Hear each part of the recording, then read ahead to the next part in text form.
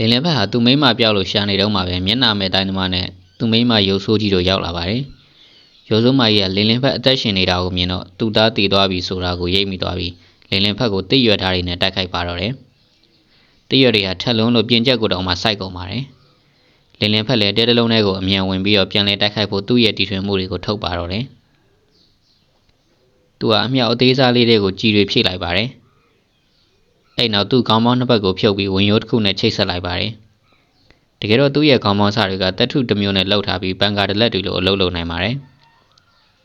လင်လင်ဖက်ကပန်ကာကိုဝင်ရိုးကကင်ပြီးလှည့်လိုက်တော့လေကျန်းလို့တည့်ရဓာတ်တွေကရန်သူတွေကိုထိမှန်ကုန်ပါတယ်ရုပ်စုံမကြီးကသူ့လူတွေကိုတိုက်ခိုက်ဖို့အမိန့်ပေးလိုက်ပါတယ်ဒါပေမဲ့အဲ့လူတွေတိုက်ခိုက်ဖို့လာတဲ့အချိန်မှာလင်လင်ဖက်ကဟယ်လီကော်ပတာတစ်ခုလိုကောင်းကင်ဘော်ကိုပြန်တက်သွားပါတယ်အောက်ကလူတွေအားလုံးကလည်းပါဇက်အဟောင်းသားနဲ့သူ့ကိုမော့ကြည့်နေကြပါတယ်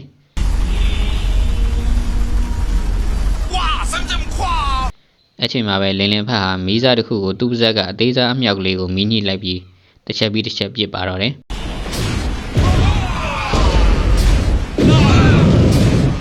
အမြောက်လိုပစ်လို့အားရသွားတော့တနက်လိုစက်တိုက်ပစ်ပြန်ပါတယ်ရန်သူတွေအတုံးယုံတေဆုံးကုန်ကြပြီးရုပ်ဆိုးမကြီးကိုပါထိမှန်ပေါက်ကွဲသွားပါတယ်